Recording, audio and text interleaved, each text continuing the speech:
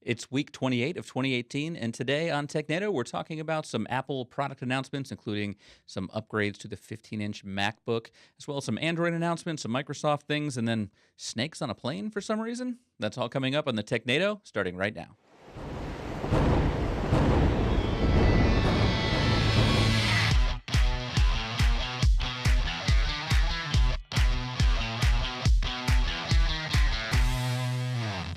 Hello, everyone, and welcome to the Technado. I'm your host, Peter VanRysdam, and I am joined by Don Pezet. Don, how you doing today? I am doing swell, back in the office after a little trip and ready to get back going on the tech news.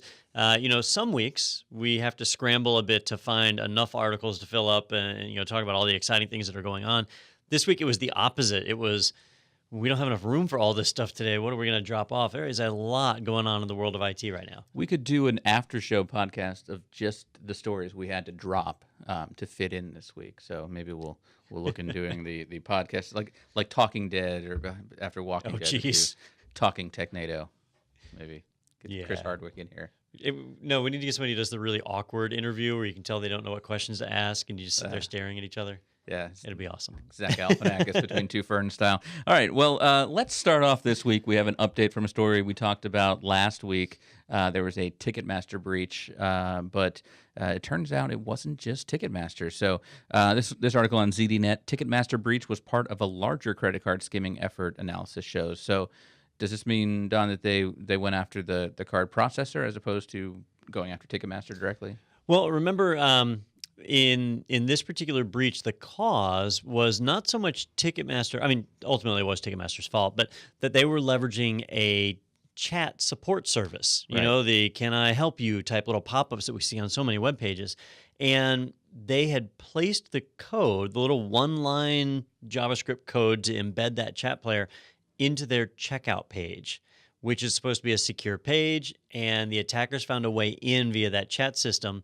And because of that, really anybody running that same chat system in the same way, using it on a payment page, would be susceptible to the same exact attack. Now, the analysts don't really say, is it Ticketmaster was first and then it started spreading out based on other people using the same chat program, or was it already hitting a bunch and Ticketmaster just happened to get wrapped up? And it looks like it was already hitting a bunch of companies. Ticketmaster just happened to be one of them. There might be companies that don't even know this is happening yet because of the type of attack. They maybe tested it on smaller sites and then said, okay, who are the big fish? That happens a lot of times. Now. But it says 800 sites in total were affected by this. And it makes me kind of wonder, like you said, it's ultimately Ticketmaster's data that's exposed. So from a GDPR perspective, they're the ones that are liable. But I wonder if any of that liability goes back to the chat software company, or at that point, or it wasn't necessarily a flaw with their system as much as a flaw with where that code was put. It was where the code was put, and it is Ticketmaster's staff that put the code there. So I would be surprised if this ended up being the fault of the support company. Yeah. Although, maybe this was a known flaw that they should have fixed, but it was still there, and that's how Ticketmaster got breached. We don't know, those little details. But it goes to show that it's not just targeted at Ticketmaster. It is affecting other organizations. So be on the lookout for that type of exploit in your environment. Definitely. Well, let's switch gears now to some new news, if you will, from this week. So our first article we have over here on Mac Rumors, macrumors.com. Apple launches 2018 MacBook Pros with 8th Gen core, up to 32 gigs of RAM, 3rd Gen keyboard, quad core on 13-inch and more. So this is exciting. And I thought we were waiting till the end of the year, though, to talk about the new hardware. Yeah, so rumors have been flying like wild. Yeah. Apple has an event coming up. They usually do like a September event to announce new iPhones, and then in October, the new iPhones go on sale. So everybody was assuming that there was going to be a hardware refresh coming up at that September launch event. Apple just out of the blue this morning, this is fresh as of today, just this morning, announced that they are releasing new MacBooks. The store pages have already been updated, so you can go and order these right now. They haven't announced anything on the iMacs, Mac Minis, iPads, iPhones, or whatever. And we're expecting new hardware across the board. Even the Apple Watch is supposed to be like a Series 4 coming out. So just a across the board, a hardware refresh. On the MacBook side, if you're a fan of the 13-inch MacBook, it really hasn't changed much at all. The 13-inch MacBook still has the same processor. I think they added one extra storage option. You can get a 2 terabyte drive now, but otherwise, the 13-inch MacBook hasn't changed. All the changes have really come in the 15-inch MacBook. The 15-inch MacBook you can get with up to 32 gigs of RAM, and that's a big deal. There's a lot of us here complaining that 16 gigs isn't enough anymore. 32 gigs of RAM is an option. Obviously, Apple's big thing is they want you to have battery life. They want you to have 10-hour battery life. And in the 13-inch, I think they just can't get that done. In the 15-inch, they got more room for extra battery, and so they're able to get you the 10 hours. But I was also surprised to see that they added support for up to an i9 processor, and they added discrete graphics. So you can get it with a Radeon, I believe it's a 570. It's either you have a choice between like a 555 or a 570, and the 570 is like a significantly better card. So if you're going to get one, you should definitely go that route. But and I don't have it pulled up here, but the one thing that Mac Rumors didn't report on was the exact pricing, and they say like starts at $17.99 and $23.99 respectively.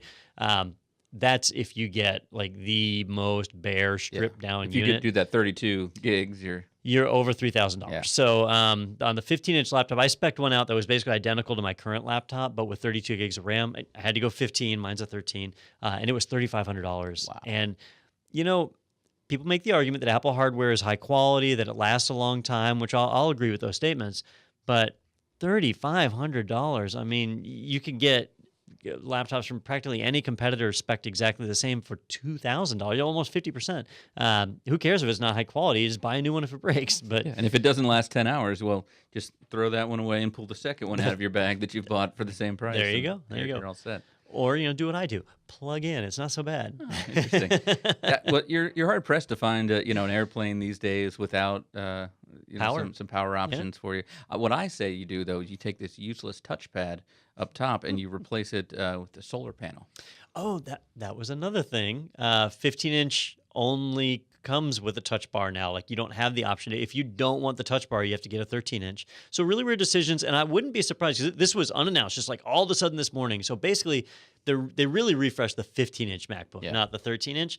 So I wouldn't be surprised if tomorrow they roll out a new 13 or later. I'd love to see something there. A 15-inch laptop's too big for me. Like it's too bulky to carry around.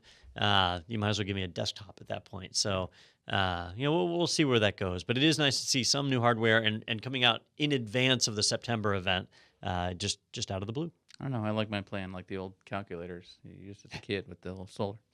We'll see, maybe. All right, sticking with Apple news here. This is kind of an amusing story on Engadget. Unless you wanted to use your iPhone, then it's not really that funny. An Apple bug crashed iPhones when you wrote Taiwan in it. This was a code that was designed to appease China, but it did not work so well. And Don, you were explaining to me earlier how it actually works. Yeah. So, this was going to be our crazy article of the week until we learned the backstory and about how this is really a political problem. So it's not so funny anymore.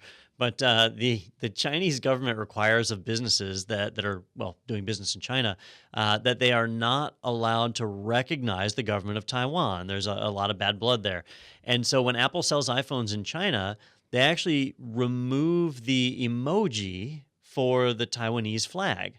So on a U.S. phone, actually, I haven't tried it on mine. Have you tried it on yours? I haven't. I'll do that while you're talking. So I believe on the U.S. phone, and we'll find out here so we can do like truth in reporting, that if you type the word Taiwan, one of the suggestions is the emoji for the Taiwanese flag. Or if you just go into the emoji keyboard, you can find the Taiwanese flag there.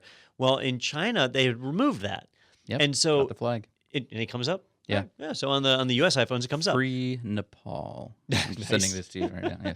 So in China, if you took an iPhone and you either went to the emoji keyboard to find the Taiwanese flag, or if you type the word Taiwan, instead of the suggestion of the flag coming up, it would freeze the phone. It would cause it to lock up.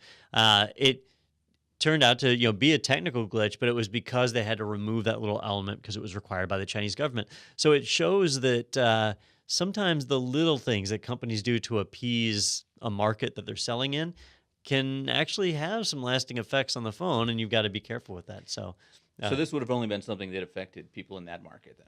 Yeah. What I don't know is if you took a U.S. iPhone and changed it to the Chinese region if it would affect that. I don't think so. I think you actually had to be in China for this to happen, and it would freeze your phone. So it's just a little quirky one. These happen from time to time. Remember, there's that Indian character last year that you could type that would crash a phone? That was worse because you could send it to somebody and crash them. Sure, yeah. And well, this is weird though that the phones are made in China, so at some point all of these phones are breaking Chinese laws until they're shipped out, I guess. Yeah, I guess that I hadn't really thought of it that way. Should storm the factory and arrest everyone. All right, sticking with Apple here and also with mobile, it looks like. Well, I guess this is not just mobile, but this is over on BGR.com, an exclusive. It's exciting. Apple to deploy 1Password to all 123,000 employees, and acquisition talks are underway. So I know we use LastPass here. Is this basically like a LastPass competitor? 1Password is a competitor to LastPass. They focused in the early days of their company on being entirely client-based, so you didn't store anything in the cloud. They've changed since then, so you can store things in the cloud, but they are very similar. So it's a password manager where you store all of your passwords in this vault that gets encrypted, and you have a one password that you use to unlock the vault that gives you access to everything else. For companies like Apple, they're really big. They have a lot of employees, 123,000 employees. So for them to buy a license of 1Password for each of their 123,000 employees is a lot of money. And so sometimes it's cheaper to just buy the company. And it looks like that's what's going on here. Apple's in talks to buy 1Password. One of the nice things about 1Password is they have multi-platform support. They have a Linux client. They have a Windows client. If Apple acquires them, I'll be curious to see what happens there, because Apple has not been the greatest about supporting multi-platform with literally anything. If you look at iTunes for Windows, if you look at iCloud, the iCloud storage for Windows, Boot Camp, which is in a horrible state right now compared to previous versions, like Apple's perfectly happy with ignoring Windows support. Linux, I'm sure, would be even trivial for them to just drop off. So we'll see what happens. But if you're a 1Password user, they're in talks. There are some sites reporting that Apple is buying 1Password, but it's not like talks are still undergoing, so that hasn't been decided. But it is something that's going on. And I thought it was funny because there was a similar article that Adam and I talked about on another podcast that we do about AT&T acquiring Alien Vault. And Alien Vault is a security monitoring solution. They aggregate your logs together and do performance analysis and security logging, right? And AT&T acquired them, and Adam and I were talking about whether or not is this going to be a service that AT&T offers to customers or continues to sell independently. But likely, AT&T was using Alien Vault internally, and if the costs drive high enough, again, it makes sense. You just buy the company, and now you don't have to pay for the software anymore. I'd love to have that problem of, how much of that? What did we spend last year on this restaurant around the corner? Let's just buy the restaurant. Why are we doing this? I want a new Lamborghini every week, so it'd be easier just to buy the factory. And it makes perfect sense. It really does. All right, this next story is a little bit of an update as well. We've talked in the past about the restricted mode on iPhones, how they were launching that, and now they've already found a way to get around restricted mode.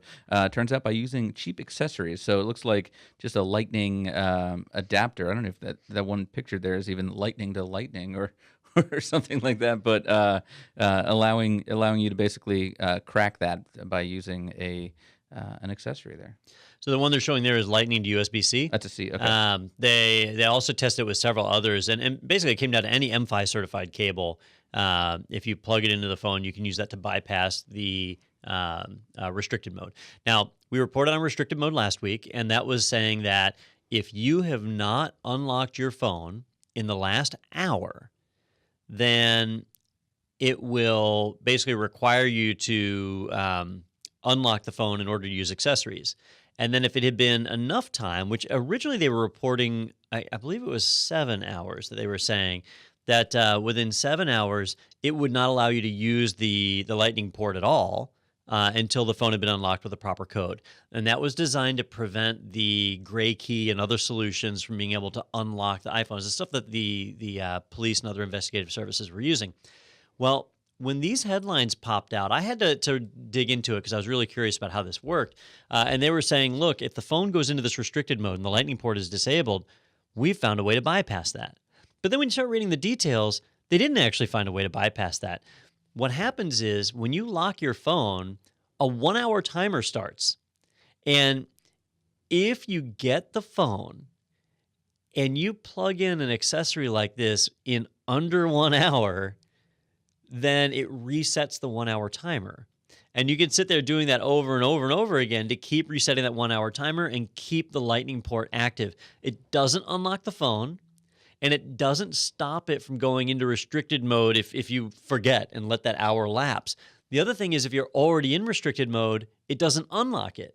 So there's really only one scenario where this even works, and that is if the police take down a suspect and they get the phone, and that suspect had unlocked the phone in less than an hour recently, then they can pop an accessory on there and they just bought another hour. And then they can take it off and put it back on again. They just bought another hour. And you keep doing that to extend out. That is such a rare use case scenario. It's so unlikely. I can't see this benefiting anybody.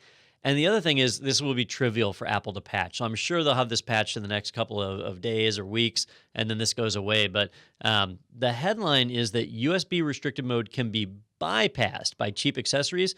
That's not true, right? It can be held at bay. It can be delayed if you're not in restricted mode yet. You're just holding it off.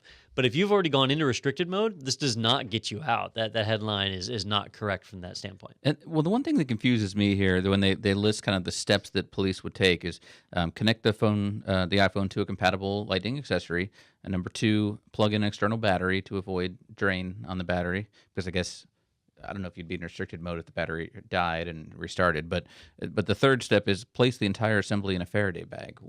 Why do we have to do that step? Well, there's the Find My iPhone.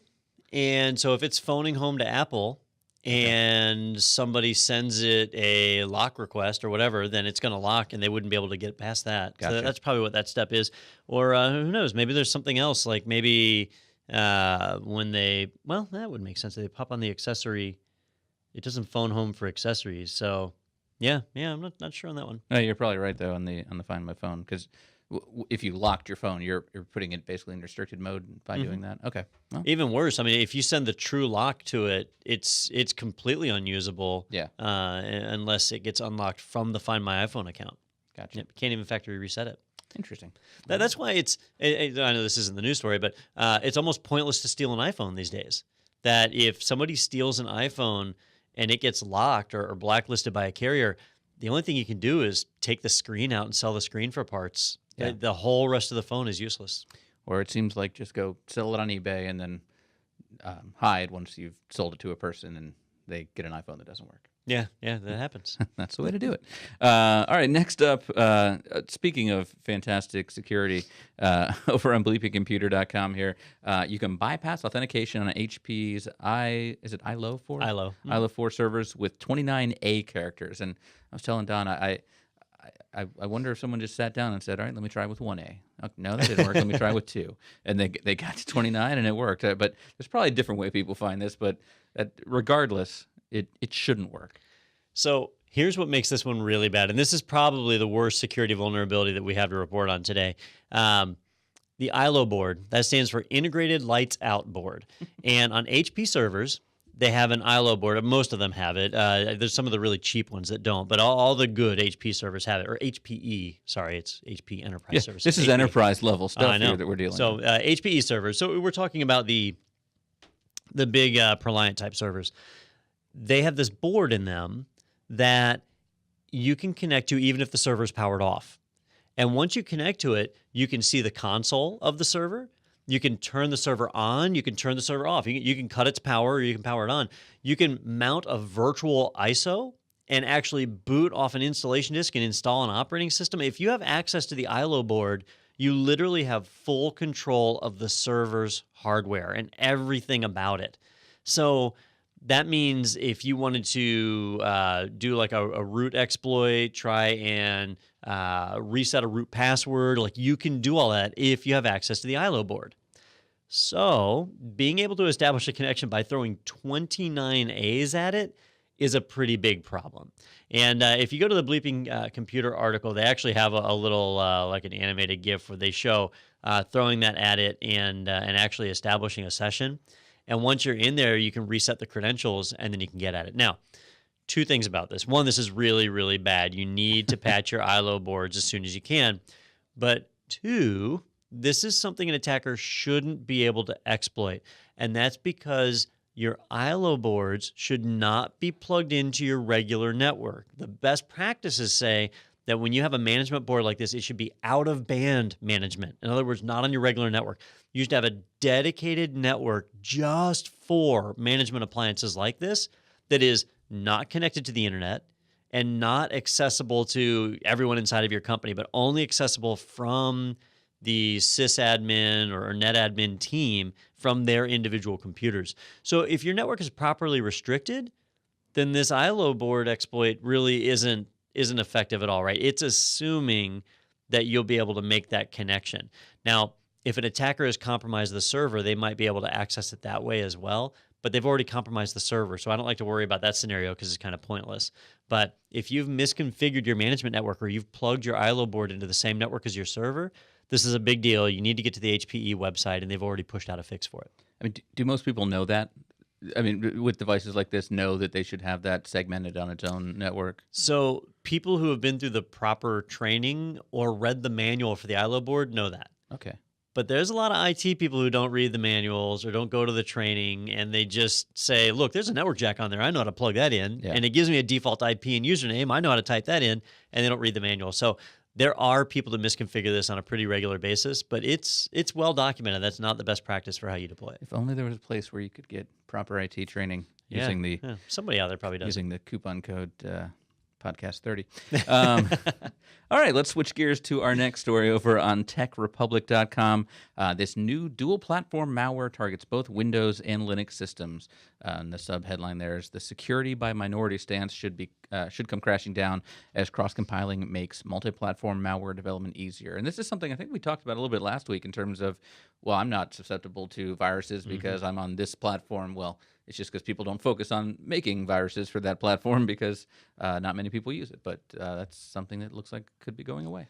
Absolutely, and it's true. You know, for years, Mac users didn't have to worry about viruses because nobody was writing them for the Mac. They are now, and so Apple takes a stance of getting out there and pushing fixes and patches and stuff to prevent that. But it's out there a good bit.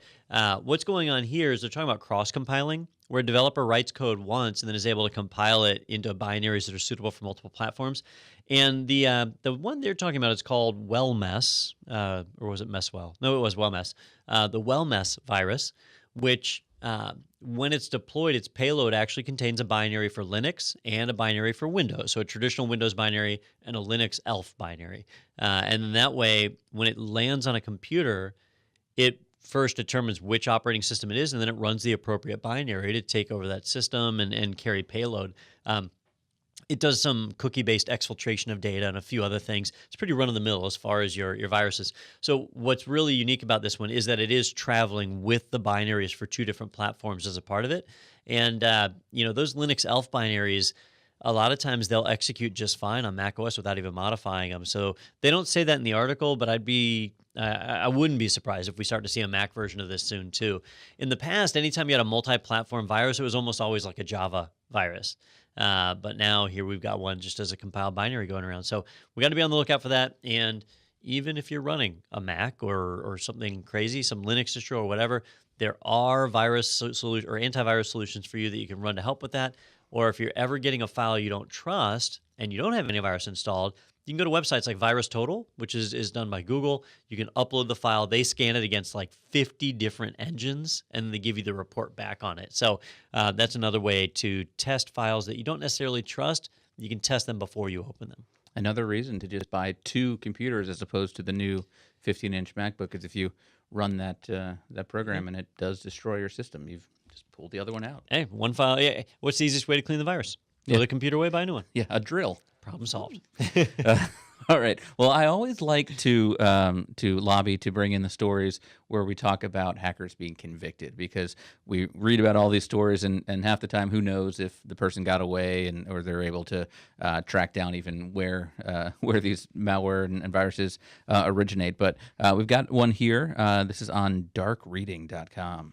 about 2 more convicted in a $30 million massive hacking securities fraud operation. And this one's interesting to me because the 2 convicted here were traders. They were former hedge fund managers, and they had actually, it sounds like, hired out someone to do the hacking for them, where the hack was going after newswire sources so they could basically find out the articles that were already put in before they were put out to the public and make trades based on that.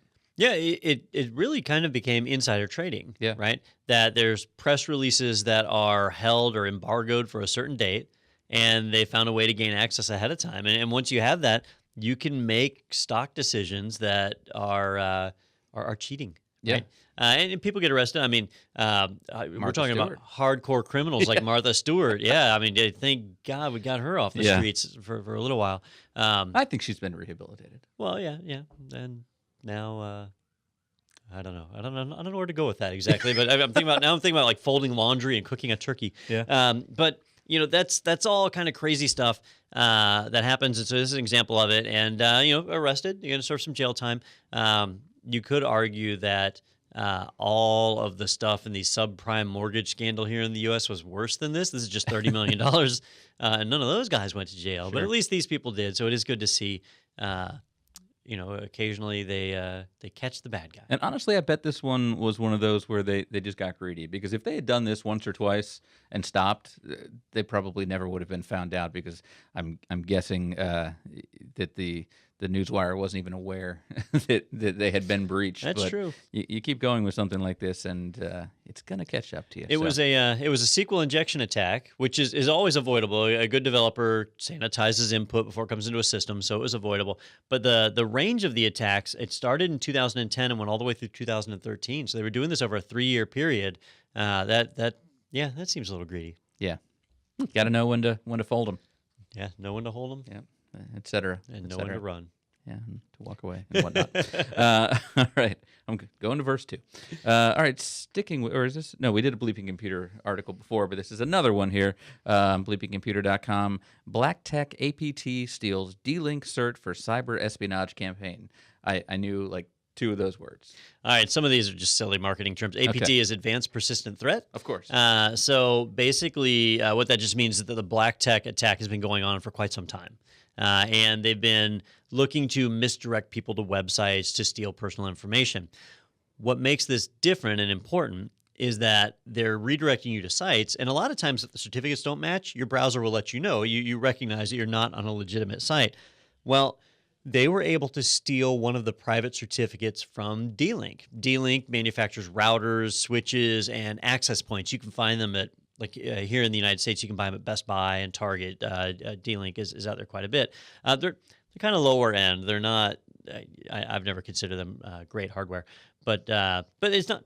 I shouldn't say it that way. It's not bad hardware. It's just it's consumer cheap, level. Right? Yeah, consumer level. It has a much better it's PR marketing way. terms, See, that's why you work in marketing. it is. It's like, you're not supposed to call stuff cheap. You're supposed to say it's less expensive, Yeah. because then it still sounds glorious. Well, anyhow, what the Bleeping Computer found was that the BlackTech attackers have actually got a D-Link certificate, so they can redirect you to a fake D-Link website and actually have a legit D-Link cert on there. Well, fortunately, it's been found out, and the certificate's been revoked, so that'll get flagged now. But there was a period of time before people realized what had happened, and you would get directed to a malicious site, and you would have the green lock up in the corner that would let you know it was a legit certificate and that you were on the right site, that you were actually on the D-Link site when you weren't. That's a big problem, and it really emphasizes the fact that if you're somebody who works with SSL or TLS or any type of certificate-based system, your private key is the keys to the kingdom, and they've got to be protected. And unfortunately, the private key needs to be stored on your web server so that your web server is able to decrypt the data being sent to it. And that means the web server is exposed to the internet and your private key is sitting there, so it could be attacked and access could be gained. So you got to make sure that you secure that, harden your server, make sure your permissions are set right, and then this type of problem won't happen. They, at least when I read the article the other day, they didn't really say how they think the certificate got out. So I'm curious to see where that ends up. Like, did an employee drop a thumb drive on the ground and somebody found it and had a cert, or did they actually break into a web server and get it? I'm curious to hear that. It could be an inside job, right? It's a big company. You know, you take ITProTV, right? There's only a handful of people, but there are at least 3 of us that have access to the certificates for this company, and any one of us could take that cert and sell it on the dark web, and the rest of us wouldn't necessarily know. And any of the other employees could take you hostage and probably get that same information. So there are ways. That's a good point. Yeah. So we'll find out. I mean, I know about all your gambling debts, and I know I'm not walking to the car at night now. Nope. Let's go over to a couple of articles we have in a row here from Android Police at androidpolice.com. Android P doesn't support WPS, and it may be gone for good. So WPS is a pretty standard.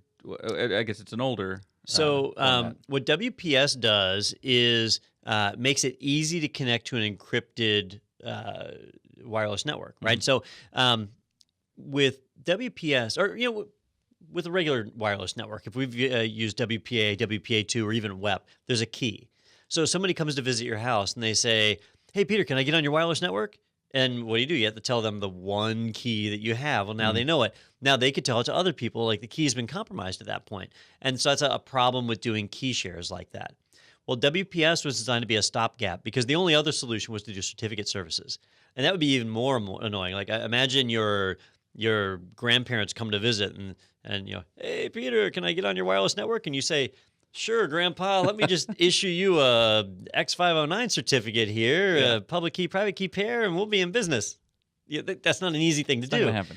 So with WPS, there'd usually be like a button on your device or a barcode or something like that. On the router. On the router, okay. Yep. And so you would hit this button, and then a device like a cell phone or a tablet or a laptop could connect, and then it would issue a one-time password for that device, and it would be able to connect, and you wouldn't have to share the key with that person. So you could get these devices on. Sounds like a good idea.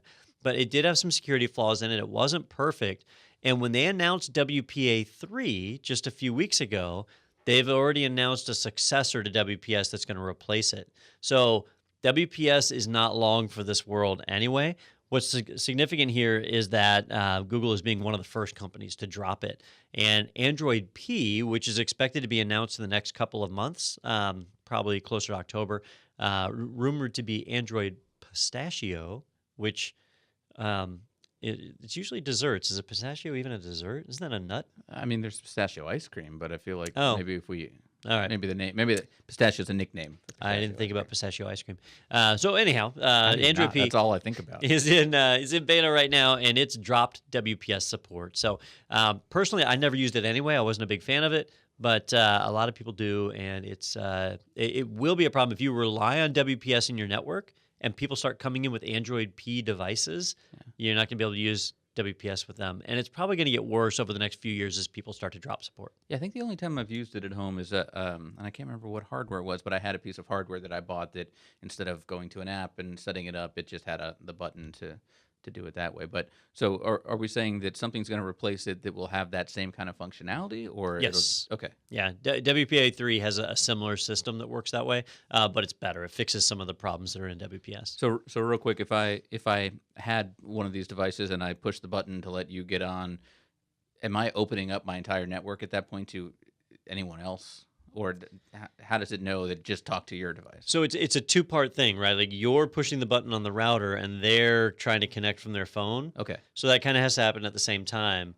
If you were to just push it on your router randomly, right?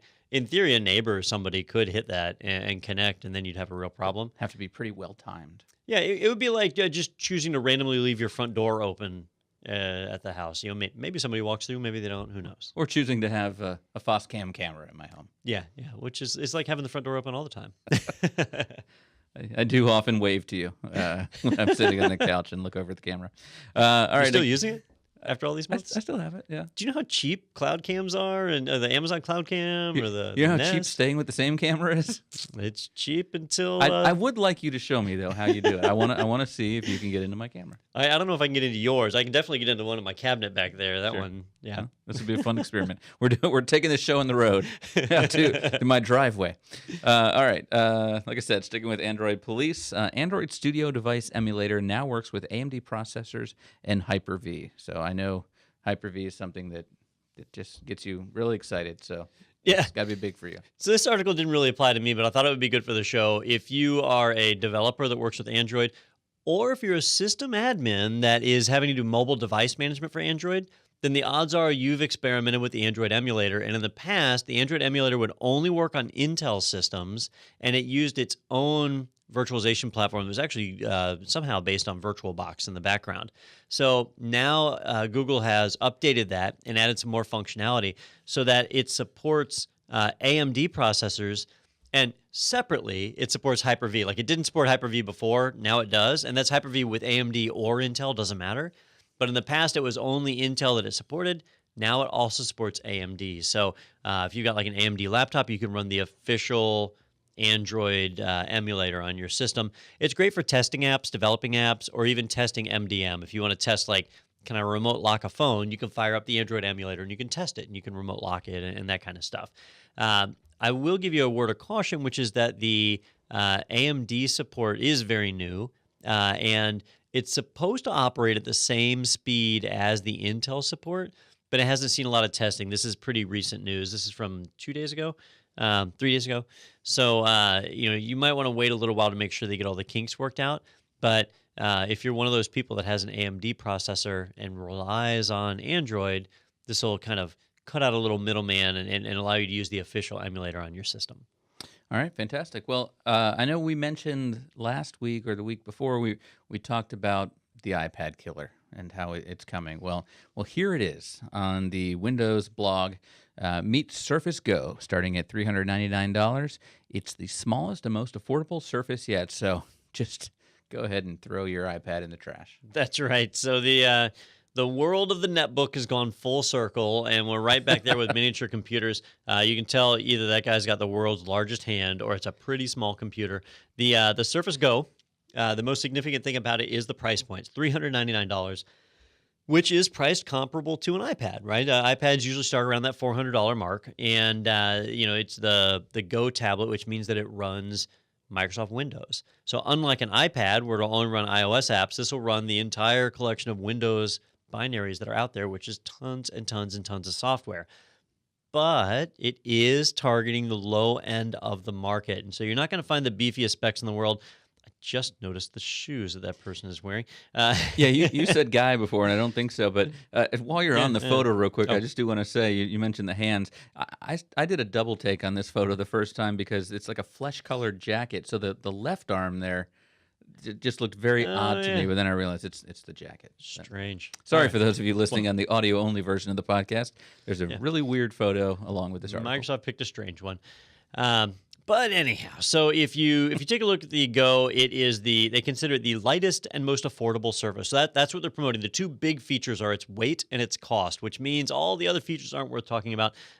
It is a 1.15 pounds, so very, very light, 8.3 millimeters thin, and it's got a 10-inch screen, which is pretty small. Now, most people have iPads that are like 9.7 inch, so this is very similar in size to the iPad, not like most small laptops. They're usually 12 to 13 inch in that range. So it's a little bit cramped for people to use as like an everyday computer. But for kids, that's a perfect size. And for people traveling, that works out really well. The display does have a weird resolution. It's 3x2, which, instead of like 16:9 or whatever, 3x2 is just a little odd. But that's because of the small form factor that it's trying to fit in. The other thing that I thought was interesting, and I'm trying to find it in the article, it's got to be in here somewhere, is that it has an Intel processor. So we're not talking about ARM, where you have to have compiled binaries or run cruddy Windows RT or something. This is a full version of Windows it's running. It's a full version of Windows, so you can run all your normal apps. They don't even have to be recompiled. Here it is. A device powered by the 7th generation Intel Pentium Gold processor 4415Y, blah, blah, blah. Now, that's not an i3 or i5 or i7. That's an Intel Pentium. So this is the one prior to the i generation. So you can run all your programs just very slowly. You can run all your programs assuming they were out 8 or more years ago, right? So if it's something old like QuickBooks, it's been around a long time, it'll run fine on here. But some of your newer stuff, your video, don't expect to do great video gaming. Your mobile gaming, that's going to work fine on here, but you're probably not going to be playing Fortnite on this anytime soon. The device itself they show here, it does have a detachable keyboard, which is cool, so it can operate in full-on tablet mode. Microsoft is sticking with that stylus, so they've got stylus support. Somebody somewhere uses a stylus, I swear, otherwise they wouldn't sell these things. That would be crazy. Yeah, what gets me, though, is that the keyboard, it just becomes unusable when you're talking about a 10-inch screen that's, I mean, your hands are just overlapping each other. I don't know how that works, but...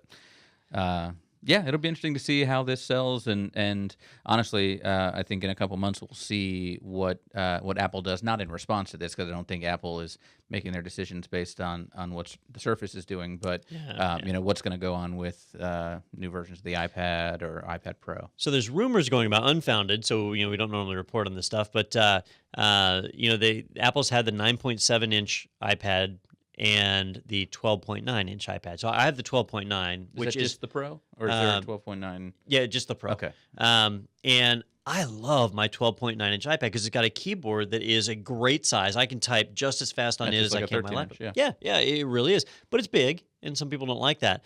On the 9.7, it's smaller, and the keyboard is smaller. It's harder to type. So the rumor is that Apple might be releasing an 11-inch iPad, one that's in between. I've never used a device like that, so I don't know if that keyboard would be cramped or better. It might be the perfect mix, though, that gets you a device that's on the smaller side but has a decent-sized keyboard. We'll see. Those announcements will come out of Apple over the next month. I bought a little Bluetooth case for my iPad Mini that's got a keyboard on it. That is the most useless thing in the world. I can only do the it's one finger thing. When they're that small, it's tough. And then Bluetooth, there's always a little delay, which is super annoying too. You got to have that hardware connector, which this Surface does. Even at $399, it's got the hardware connector on it, which was right here. In that those are always great too. Those magnet ones, I do like those a lot. Yeah, snap right on. Well, speaking of Microsoft, this next one here over on TheVerge.com, Microsoft is updating the Windows Notepad app for the first time in years. And Don said, we're not doing that story unless they added support for, oh my gosh, they did. So what was it that got you so excited? All right. For 20 years, easily. I can say that not exaggerating. Because when I first started getting involved in computers, I started with DOS. And kind of working in that environment. And then I moved over to a Solaris environment. Like I was working in Unix very early on before moving back over to Windows. And so I started using Windows and the Notepad app really back in 1995, I think. So about 23 years ago. And back then, all the documents I had made under Solaris, which is a Unix-based operating system, if I tried to open them in Notepad, in the Unix world, at the end of a line when you're typing a sentence, it does a line feed, and that's it. But in the Windows world, it does a carriage return and a line feed. And so when you open a Unix formatted document on Windows, there's no carriage return at the end of the lines. It's just one big long line. So you could have 5 paragraphs, and it just shows as one big fat paragraph. You lose all of your carriage returns. It's a mess. And so that was the comment I made to Peter before the show. I was like, unless they've added support for Unix file types, let's not report on that one. And so I started scrolling down in the article, and sure enough, there it was. It's the first thing. Microsoft is adding extended line ending support so that Unix, Linux line endings, the line feeds, and Macintosh line endings, which are just carriage returns, are supported in Notepad.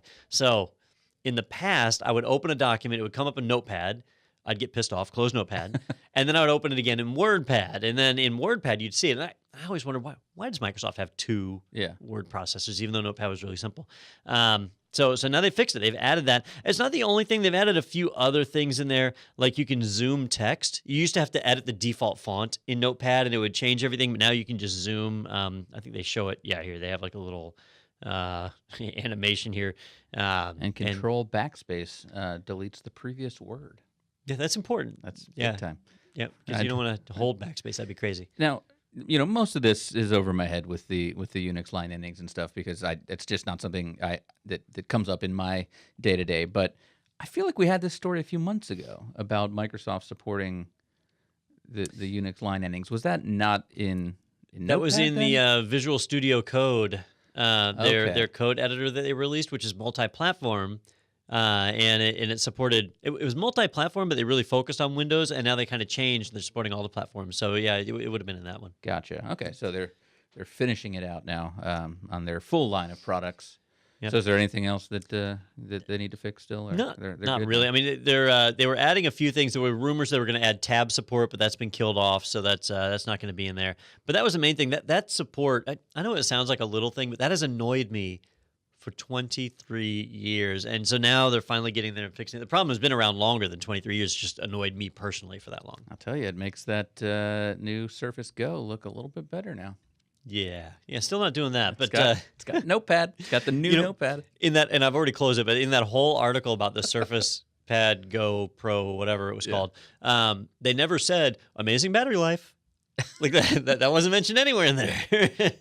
with this battery, you can add on. They have a giant power brick.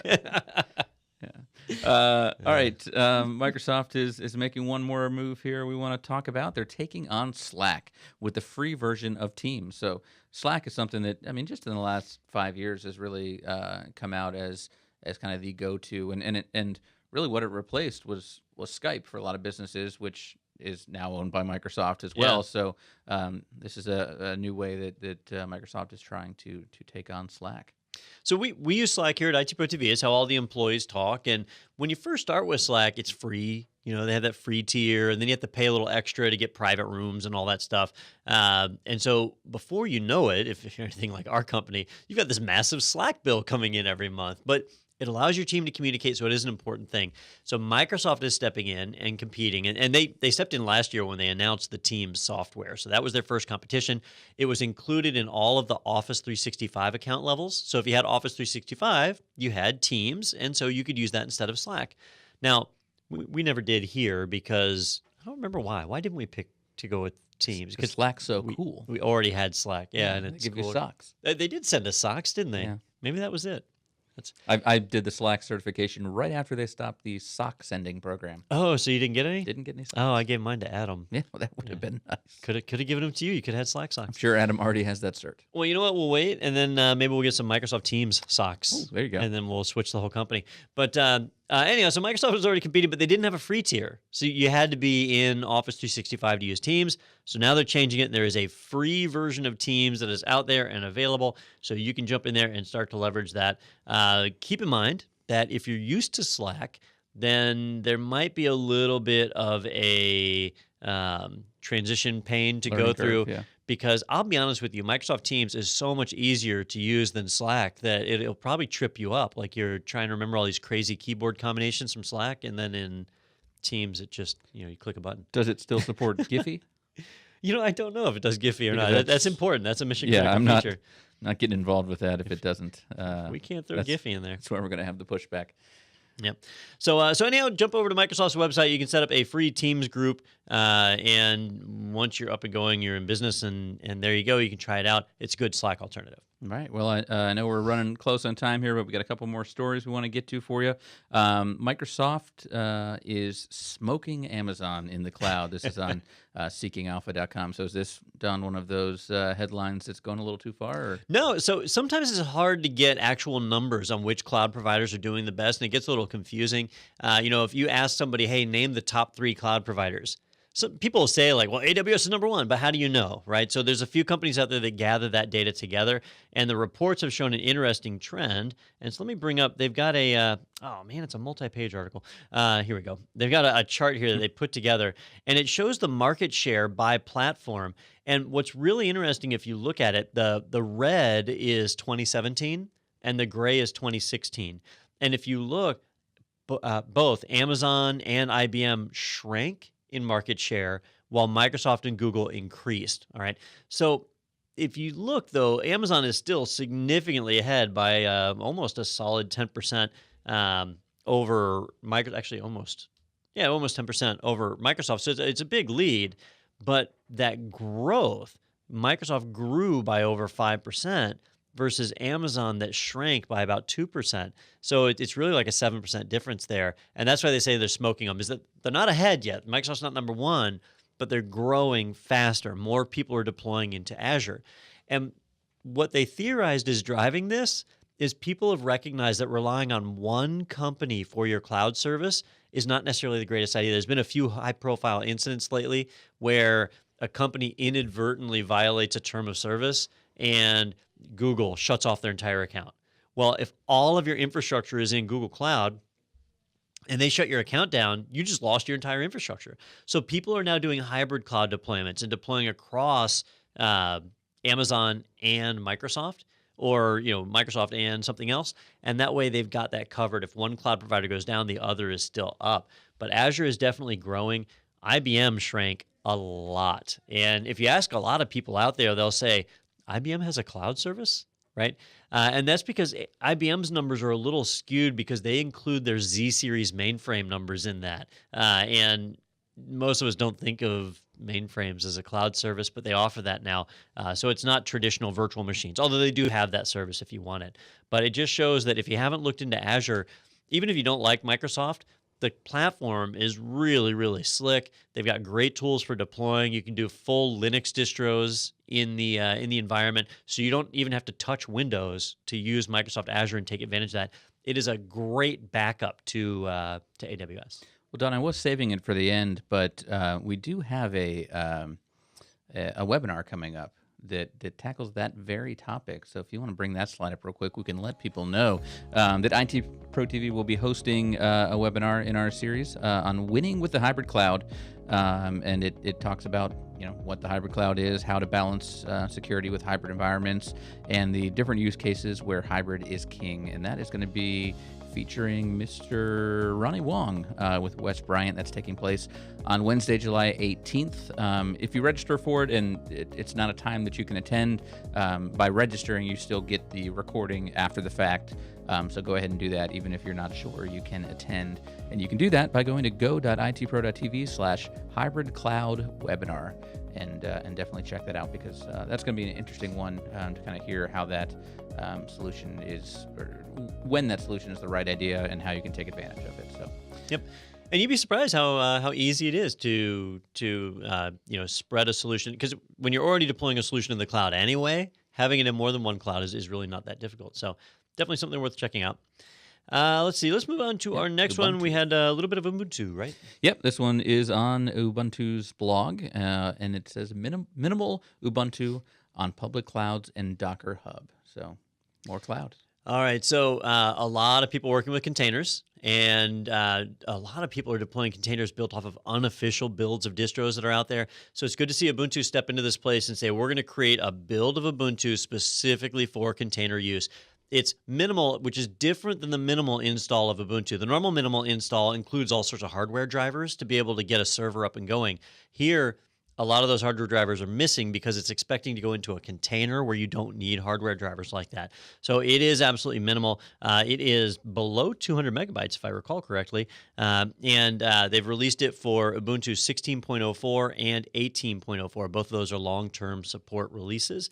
So they've released it not just for Docker, which I think is what was mentioned in the headline, but they also released it for EC2, Google Compute Engine, LXD, and OpenStack. So several different possible solutions there for that to roll out. It is I said it was under 200 megabytes.